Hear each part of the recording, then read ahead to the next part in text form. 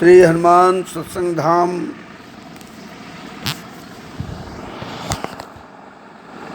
श्री हरि अवतार दर्शन पीठ कृष्णा विहार ग्वालियर। आज की जिज्ञासा में तप क्या है, कैसे करें, उसी को कहते हैं तपस्या। वास्तव में भौतिक पदार्थों को हम और आप तपाते हैं तब अग्नि के स्रोत काम आते हैं, और अग्नि के स्रोतों में सोना, चांदी, लोहा, तांबा और भी भौतिक पदार्थ तपाए जाते हैं। तब फिर यह आध्यात्मिक तप क्या है और इसे कैसे तपाएं?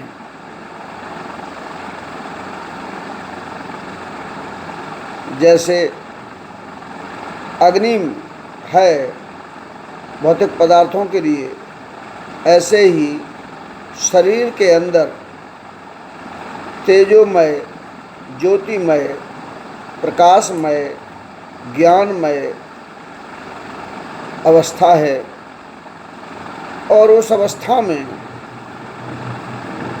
जब अंतःकरण को और इंद्रियों को डाल दिया जाता है तब तपस्या शुरू हो जाती है और तप की प्रक्रिया आरंभ हो जाती है। जैसे भौतिक पदार्थ अग्नि आदि में तपकर शुद्ध हो जाते हैं, ऐसे ही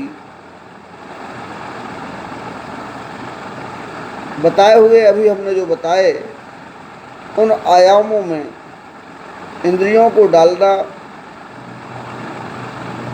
सूक्ष्म शरीर को डालना, उस पथ पर देख कर पहुंचना तपस्या का मार्ग बन जाता है। उदाहरण के तौर पर भूख लगना नैसर्गिक प्रक्रिया है, प्यास लगना नैसर्गिक प्रक्रिया है, विसर्जन की प्रक्रियाएं होना एक नैसर्गिक प्रक्रिया है। इन प्रक्रियाओं पर भी संयम करने के लिए इनको भी तपाना है, तब अंगों को तपाना पड़ेगा।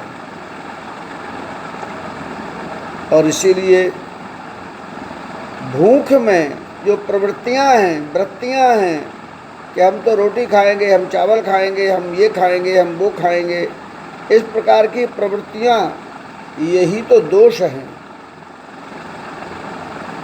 इनको जैसे सोने में तमाम अयस्थ चीज़ें मिली हुई हैं, उनसे उसे शुद्ध करना है, अलग करना है, तो ऐसे ही प्रवृत्तियों से अलग करना है।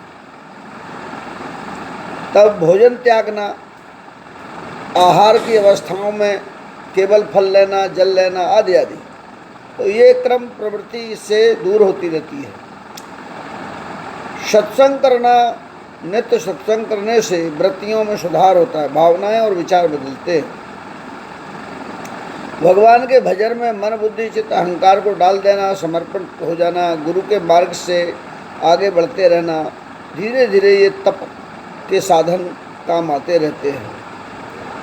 हठ योग भी तप के अंतर्गत ही आता है। उसके अंदर भी हम यह नहीं करेंगे अब, ऐसा संकल्प करके, अर्थात हम भोजन नहीं करेंगे, हम एक पैर केवल खड़े रहेंगे, इस तरह से आपने देखे होंगे लोग तप करते हैं। तब प्रकृति के पदार्थ जो वशीभूत करके प्रवृत्ति बनाते हैं, उनसे निदान मिलता है। और इसीलिए लोग तप के माध्यम से जब प्रवृत्तियों से रहित हो जाएगा तो मन, बुद्धि, चित्त, अहंकार शुद्ध हो जाएंगे। वृत्तियों का आवरण ही तो इन्हें अशुद्ध, अपवित्र बनाए हुए है। अर्थात जैसे रहना हो, जहाँ रहना हो वहाँ बने रहना, अर्थात सहजावस्था आ जाती है। इसीलिए लोग व्रत, उपवास, पूजा, पाठ, सत्संग, ध्यान, चिंतन, मनन की प्रक्रियाओं के माध्यम से अपनी प्रवृत्तियों के स्थान पर शास्त्रोक्त पद्धति से,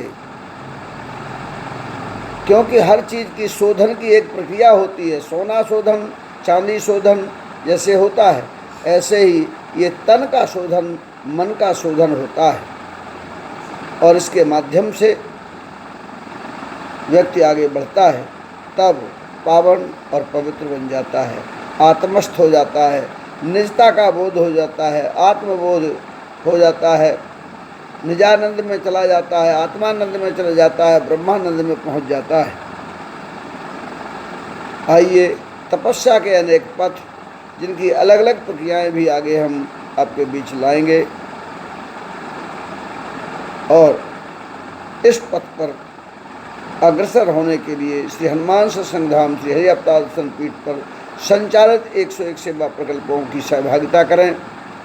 निश्चित रूप से हम और आप सनातन धर्म के सुपथ पर अग्रसर होंगे।